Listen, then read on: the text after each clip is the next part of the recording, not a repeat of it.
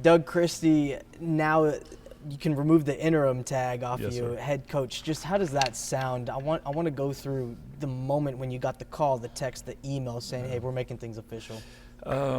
Super excited, but I think the word that I've used so far is humbled. That was probably the biggest thing, like for our organization, Scott, and our city to trust me with this beautiful jewel was a humbling experience.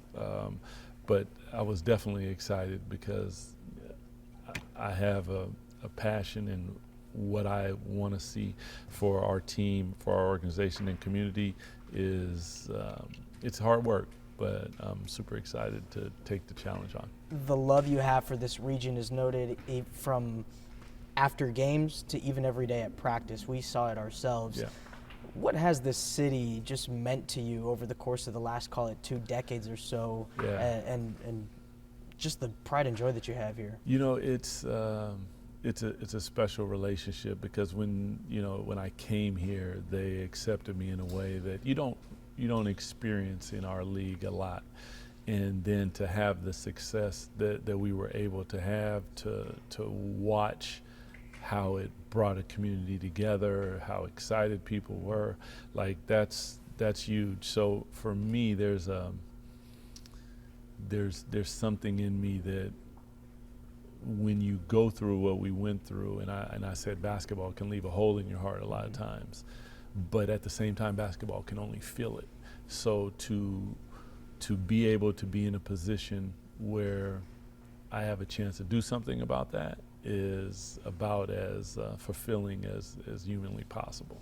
I'm curious how validating your experience from those 51 games that you were the interim for, anytime new GM comes in, players, everybody spoke so highly of you. How validating was that to have, even under a new regime, let's call it, they still want to keep you here?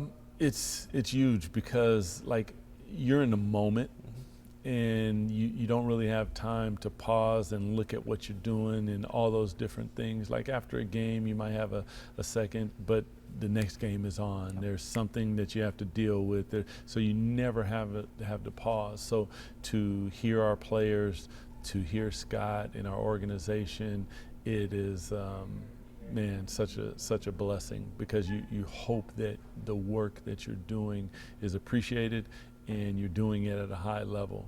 I learned so much, and you're ready for the next part of that chapter now. Your trial by fire, you mentioned it in the press conference, of course, but even that may have been an understatement, just the things you had to go through throughout the season. What was, when you look back on things, just what was your main takeaway, biggest learning lesson, and when you were entering a space that you were kind of just learning on the fly? More than anything, I said it earlier, I would say like the obstacle is the way. Like I was facing a lot of different obstacles, and a lot of times like you'll have somebody do it, and I found that for me it was to go do it because there were lessons in it. And if you don't do it, you're gonna miss your lesson. And that's really probably the biggest thing is hitting things head on and dealing with them and owning it, learning from it, and overcoming all of those things. So there was a lot, but I took in a lot at the same time. What do you think the biggest change is on the horizon, at least? First thing that comes to your mind? I mean, if you're looking at us as a team, I think the first thing is probably making sure that we have a point guard. Like that's it. But up and beyond that, there's going to be the activeness of Scott and I talking and trying to figure out the needs, and a lot of it is making sure, in my opinion, that our team matches our city. There's a respect and a loyalty and a passion and a fight and a hard workingness in this community that when our team matches that, there's a symbiotic relationship that is so powerful, and that's what I want to see. You've learned under some fantastic head coaches throughout your playing days and your career. I think about Rick Adelman, a load of different names, probably way more than we can just name in one interview. Yep. But what do you draw from their greatness that you've wanted to instill and perhaps mold, factor into yourself? Looking at Rick, I think like the biggest thing, there was a calmness always in Rick that sometimes I don't necessarily have because okay. There's a feistiness Oh, yes. about me. From Pat Riley, there was a hard-working, hard-hitting professionalism every day.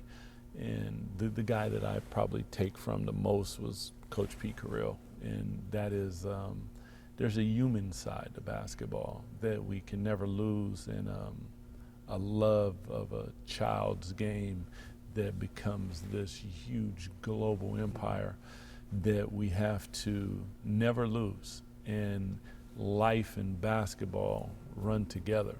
And those lessons a lot of times are better learned for our players when you present them in a way that is life. Mm-hmm. So a lot of times the conversations that I had with Coach Carril were about basketball through life. And for me, that was it was powerful, but it was a way for me to learn that I had never experienced anybody in coaching that mm-hmm. came across that way. So I take all of that, and that's what I try to pay forward to our players. You know, you've had a lot of jobs in this market, some involving this team, of course, right? Yeah. I think of the play-by-play. You've been yeah. coaching now. You were a player, yeah. radio, right? Like everything in between, and you succeeded in those different areas. How much more validating or how much extra special would it be to add head coach to that list? Yeah, you know, obviously as you go through those, like I never tried to get one. I just let what's for me be for me, and I try to be the best at whatever is put in front of me. This one would mean the most because there's something that I wasn't able to do as a player that I need to accomplish. And I can't physically do it, but I can put my imprint on it. And for me, that would mean everything. Doug Christie, head you coach. got it. Appreciate you, brother. Sacramento Kings. Thank you, man.